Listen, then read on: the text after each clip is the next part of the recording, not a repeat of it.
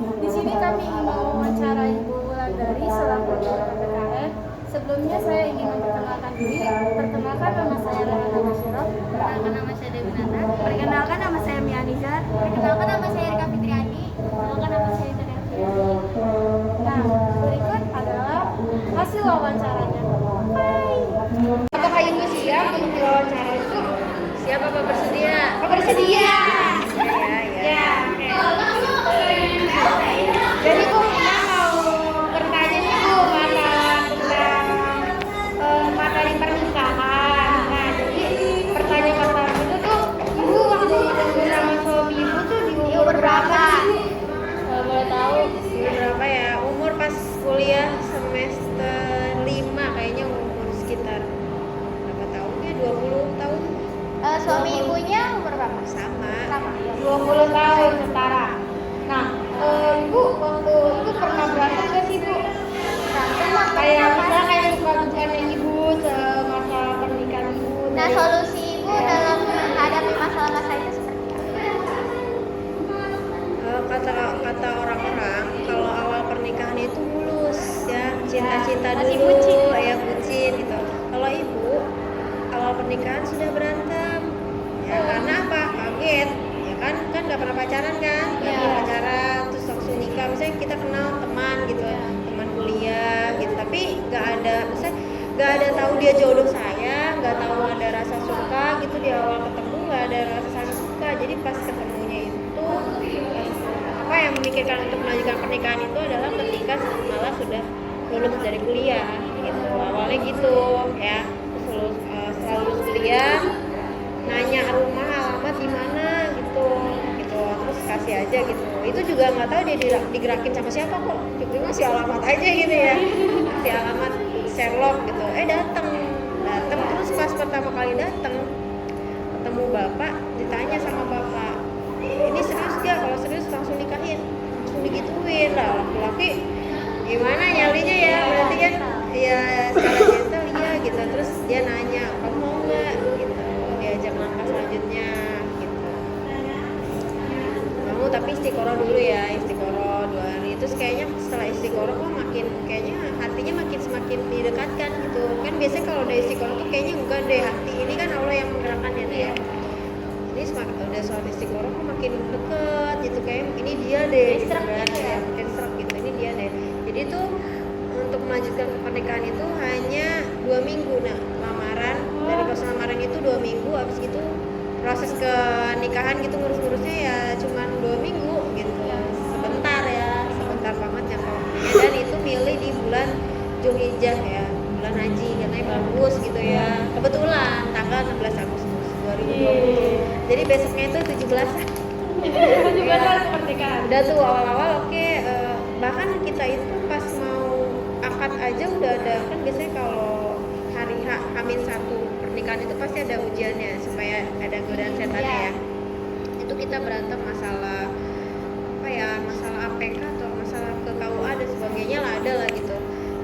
Periksa ke rumah sakit kayak gitu-gitu berantem. Terus kayaknya pokoknya marah-marah, udah lo nggak jadi gitu. Pas malam hari mau menikahnya, lo nggak jadi, nggak usah, kita udah sebar undangan gini-gini, udah kita ya udah gitu kan. Terus Bismillah, berdoa lagi, sabar, minta petunjuk. Akhirnya ya udah berjalan juga kan. Terus pas minggu-minggu pertama oke, masih bagus, masih romantis dan sebagainya. Tapi minggu ini kok kelihatan kayak beda ya, misalnya beda pendapat, apalagi kalau masalah hal-hal yang sensitif.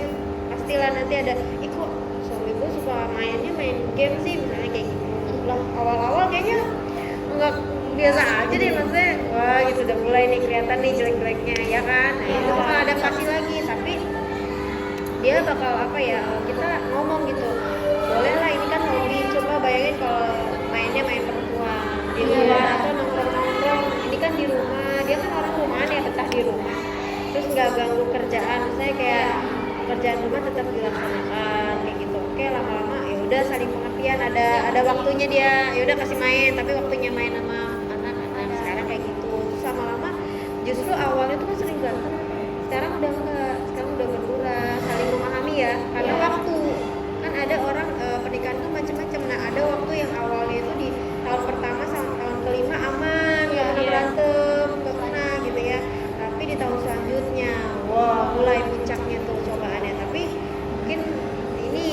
saya di awal-awal kan pernah sempat kabur ya. Kabur lah waktu lagi hamil kan sensitif ya, hamil sensitif. Itu cuma masalah kecil nah, masalah tahu nggak boleh ditambul ya, nggak boleh apa digadoin ya, harus pakai nasi karena waktu itu emang lagi pandemi, lagi masa-masanya sulit ya, ekonomi harus irit gitu kan, hemat ya udah, terus udah kabur udah bawa koper hamil 5 bulan, pengen gak bawa apa, cuman gentakan doang, nyari kemana saya minta maaf, terus nggak boleh ya kayak gini, iya maafin ya gitu. Jadi kita lama-lama akan saling mengerti, oh ya istri saya tuh nggak suka kayak gini, suami saya nggak suka kayak gini. Jadi ketika ada cobaan lain, misalnya dari orang lain, kadang kita rumah tangga itu datangnya bukan dari keluarga sendiri, tapi misalnya dari luar, godaan dari luar. Saya melihat kehidupan orang lain ya, oh kayaknya kehidupan orang lain kok lebih enak ya, suaminya gini, misalnya suami gue beliin hadiah ini loh, misalnya mobil atau sebagainya, isinya ayah mana kok ayah nggak beliin aku ini, kayak gitu. Nah ya saya kok nggak beliin ini, akhirnya itu yang membuat apa ya, rumah tangga jadi agak jauh, agak goyah. Tapi balik lagi ya gue harusnya bersyukur ya, dia udah baik, dia misalnya udah membantuin kayak gitu, udah sabar, nggak pernah KDRT, nggak pernah marah-marah, nggak pernah ngomong kasar, itu aja udah nilai tambah ya. Misalnya iya jarang nih, misalnya kan kadang laki-laki kan ngomongnya tinggi ya nak, iya gitu. benar. Tapi dia nggak pernah sama sekali ya gitu. Pernah mungkin dulu yang awal itu pertama, tapi nggak yang kayak kasar gitu, cuman kayak tinggi, jangan ini gitu. Tegas mungkin ya. Iya terus tapi kan emang nggak biasa ya, misalnya perempuan tuh lebih, apalagi lagi hamil ya, lebih kayak sensitif gitu. Jadi intinya adalah kalau dari rumah tangga mau cobaan kayak gimana pun bersyukur sih, intinya bersyukur gitu. Jadi kayak lebih kayak menghargai pasangan masing-masing. Jadi ya gue harus alhamdulillah ya dapat pasangan ini, Allah kasih ini, karena itu berarti yang terbaik. Karena kan caranya yang kita lakukan aja yang awal itu dengan proses yang baik, maka dia dijalani juga dengan proses yang baik lagi. Karena Ada masuk poin. Jadi itu udah termasuk saran dari ibu ya, iya, rumah tangga biar lancar gitu. iya biar aja bersyukur, jangan pernah melihat rumah tangga orang lain. Karena rumput tetangga lebih hijau katanya ya. Kalau kita melihat orang lain, rumah tangga orang lain, tidak akan ada habisnya. Nanti berantem terus, perbandingan terus, suami ini mah gini, istri saya ini mah gini.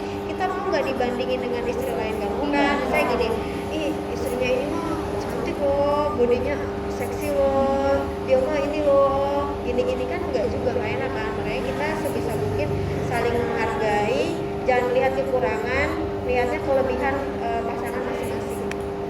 Intinya itu sih dari ibu. Oke, terima kasih. Supaya